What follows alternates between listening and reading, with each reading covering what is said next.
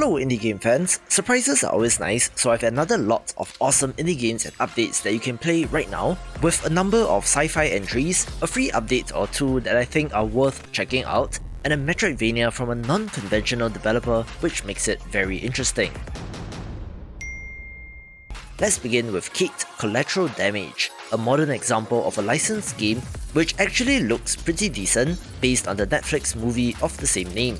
Essentially, this is an isometric pixel art action roguelite that looks to have a similar game flow to Hotline Miami, even having meta progression and upgrades as you die and retry.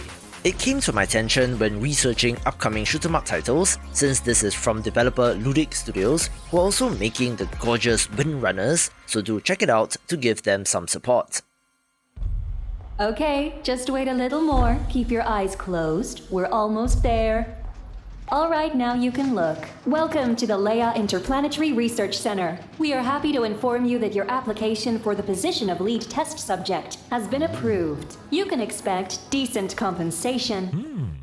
One of the more recent survival games that has really been picking up steam both in and after early access is Breathedge, where I have seen this being described as Subnautica in space, releasing the free update titled the Leia Center. The developers note in their update post that this game was intended to be a relatively small, single-player, linear adventure game with survival elements, but a massive community spawned around it due to its quality. But due to previous limitations, features like multiplayer or even expanding the game world would be impossible. But yet, they still decided to make more content for the players. This is a separate standalone thing about the subjects of this program, being time limited to 30 minutes per run, but encourages multiple playthroughs, so it's wonderful to see the team do this, and I wish them all the best in their next project. Beginning of the test.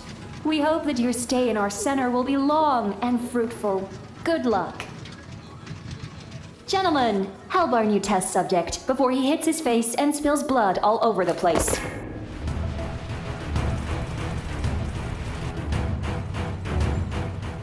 Quick little trailer for Starlight, Eye of the Storm, a vertical shoot-'em-up that released out of early access. I think that the drifting or auto-pivot lock-on mode of this game looked pretty interesting and even has co-op support for up to 3 players. This comes to us from a Singaporean game developer as well, so do show them some love as well. Humanity was built on scientific progress and failed experiments. But to end humanity, sometimes it just takes one mistake. The Acheron is the newest deadly foe to threaten humanity in Phoenix Point. A decent alternative to the juggernaut in the tactics space named XCOM is Phoenix Point, coming to us from the mind of one of the original XCOM developers, with their latest paid DLC being Corrupted Horizons.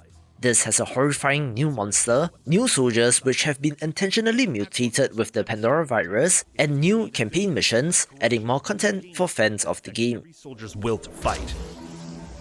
Take on these new challenges when Corrupted Horizons arrives October 1st.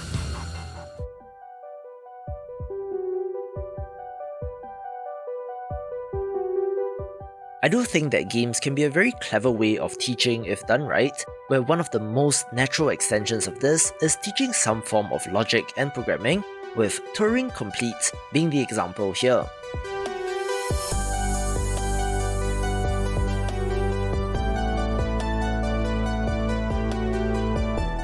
This has you building a functional computer, using logic gates, solving puzzles and testing a skill as you progress through the game.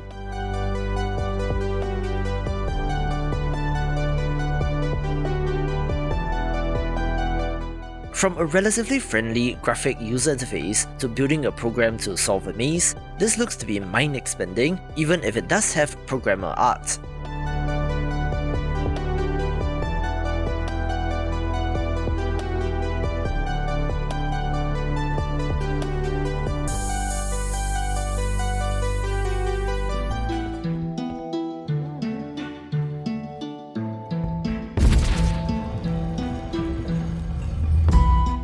As covered in Sunday's video on the Steam Halloween sale, I do like the life sim RPG Graveyard Keeper from 2018, one that has been chugging along post-release with a number of paid DLCs, the latest of which is Better Save Soul.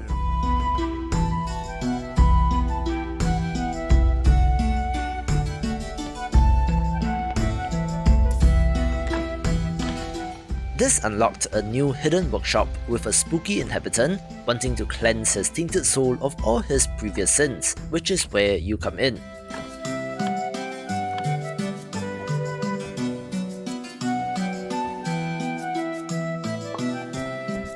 This is supposed to add 6 to 12 hours of gameplay, and while it currently sits at mixed reviews, does add more to a great game, but you do have to make the judgment on the value proposition for the cost yourself.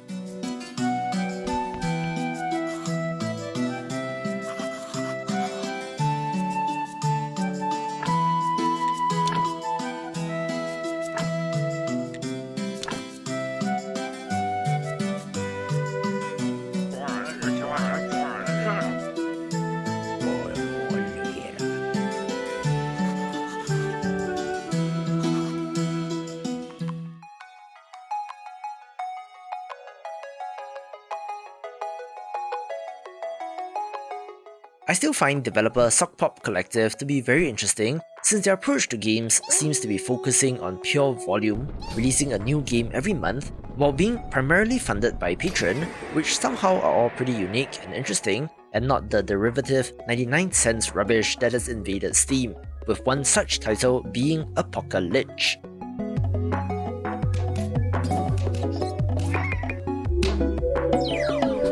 Interestingly, this is a management RPG where you're racing against time to stop the Lich King, where the entire map is revealed to you and you can choose where to go, but going off in one direction might result in other developments elsewhere.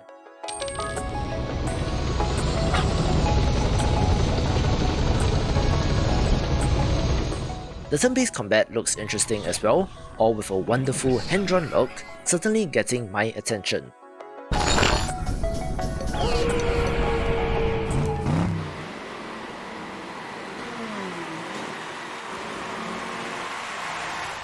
Let's kick off the top 3 with a no-brainer pick, the 1.0 release of Circuit Superstars, since it is one of the best looking indie racing games that I have ever seen, but I absolutely love the designs of the car models.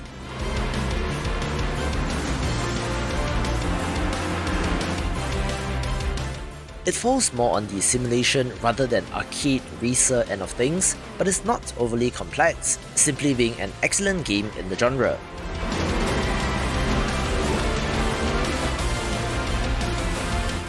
Nothing too crazy in terms of customization options or progression as well, but if you love this genre, be sure to check this out.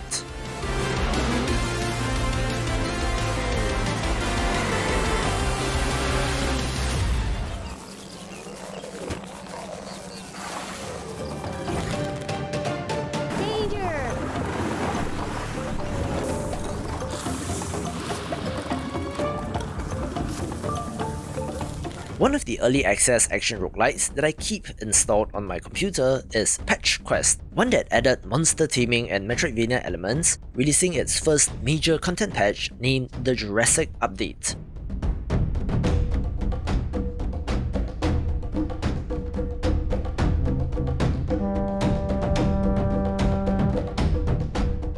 This adds 2 new zones in the fossil and volcanic zones, of course filled with their share of new monsters, tweaks to the level generation algorithm, adding more content to existing zones and also the expected balancing changes.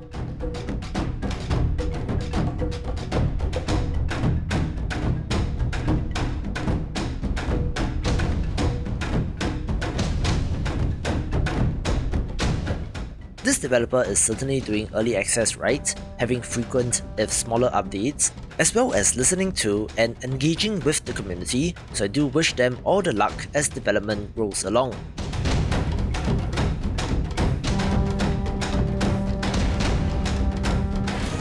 A fantastic Metroidvania entry is Exorcist Fairy, coming to us from a Chinese developer, which is where things get interesting. As expected, This is a combat-focused title where you play as an exorcist, going after demons as you seek the truth as to the infestation of the region, where there are the expected traversal abilities like double jump, climbs, sprints, and so on. The developer does talk about the game having an interconnected world, with there being an upgrade currency in the top right as well, akin to Geo in Hollow Knight, so I'm fairly certain it counts as an entry in the genre. It is, however, in early access, with translation possibly being a little rough, but a title of interest for sure, taking the #1 spot. For more Metroidvania games, watch these videos and I will see you after the jump.